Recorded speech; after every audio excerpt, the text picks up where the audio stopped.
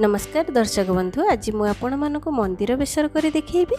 ए मंदिर बेसर आम प्रथम बेसर को बाटी नवा।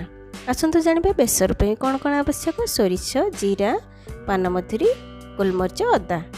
एबे आसतु गोटे ब्लेंडिंग जार नहीं एथिरे मु सबू पकई नौची। एठी मु 3 चमच धला सोरिष नहीं। बेसर धला सोरिष बहुत भल लगी था। 2 चमच जीरा, गोटा जीरा नौची। एबे 2 चमच पानमधुरी पकई देबा। पानमधुरी पकई सारा पर गोटे चमच गोलमरिच, गोटे खंड अदा बा गोटे इंच पाखापाखि अदा आम पकई नवा। पकई सारे एथिरे किछि पानी देके आम भिजई देबा आधा घंटा पर्यंत। एबे आधा घंटा हो जाइए। एबे आसंतु आम याकू ग्राइंडिंग कर नवा। देखंतु मुझे ग्राइंडिंग कर नहीं। एबे मोर मसाला प्रस्तुत हो जाइए बेसर पाई। या आम गोटे बाउल रे काढ़ी गोटे साइड रे रखिदेबा। आ भितर मु प्रेशर को गरम कर नौची। प्रेशर गरम हो गले आम एथिरे पानी देदेबा। पानी टी फुटिबा भितर आम बड़ी को भाजी नवा एवं परिवा को मध्य काटी नवा। एबे पानी टी फुटु थाउ आम एथिरे अलगा गोटे कड़ाई बसी मु एथिरे तेल गरम कर नौची। एठी गोटे बाउल बड़ी पकई दउची। एटा मोर घर बड़ी मु हाथ रे तैयारी करची। এই बड़ी को भाजवा गोल्डन ब्राउन हेले को काढ़ी देबा। आ भितर आम परिवा मध्य काटी नवा। एबे हे जाइची काढ़ी नवा। देखंतु एबे परिवा को मु काटी नउची। परिवा रे सारू, पोटल, बाईगण, देसी आलू, बीन्स, कदली। एथि गोटे बाउल भिजा बुट दरकार। गोटे बाउल नड़िया करा। एबे देखो मोर पानी टी फुटी आसलानी। एबे परिवा गुड़ी को आम पकई नवा। मुझे प्रेसर रांधि तेणु मुझे सबू परिवा एकाठी पकई दूचे। डेक्ची रांधिबा सारू, आलू आउ कदली को पकई नवा पर अन्य परिवा पकेबा। किंतु मुझे सबू परिवा एकाठी पकई देछि।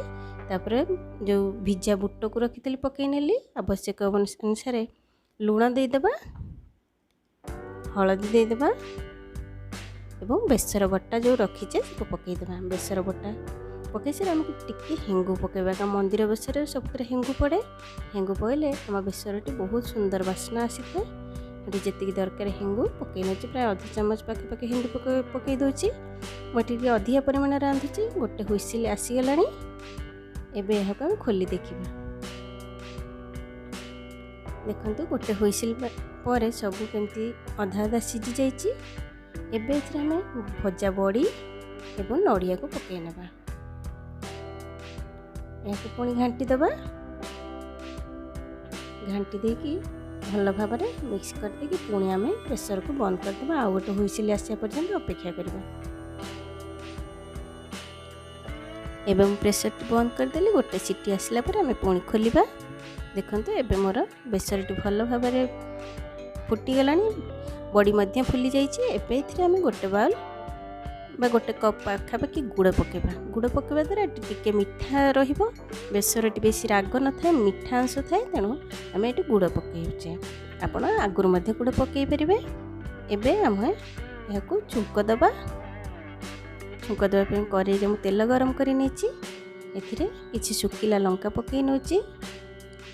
लंका टिके भाजिले आम एथिरे 5 फुटण पकईबा। 5 फुटण जीरा, सोरिष, पानमधुरी, मेथी, कला जीरा मैं सबू पकई नौची। यही फुटणटी भल भाव फुटीगला। फुटीगला यहाँ आम ये बेसर उपर ढाली देबा। बेसर उपर ढाली दे किछि नड़िया आम गार्निशिंग कर नबा। एबे मोर मंदिर बेसर प्रस्तुत। जदि आपण मानक भल लगे लाइक शेयर सब्सक्राइब करियो जमारू भूलिबे। आपण जदि मो चैनल नुआ अछंती जल्दी सब्सक्राइब करि नियंतु। सब्सक्राइब करी पाखरे थिबा बेल बटन को क्लिक कर दियंतु। जहा द्वारा मु अपलोड करथुवा नुआ वीडियो आपनक पाखरे शीघ्र पहुंची पारिबो। आपण एई बेसर को निश्चय घरे ट्राई करंतु। केमिति लागिला मतामत कमेंट बॉक्स रे लिखि जणांतु।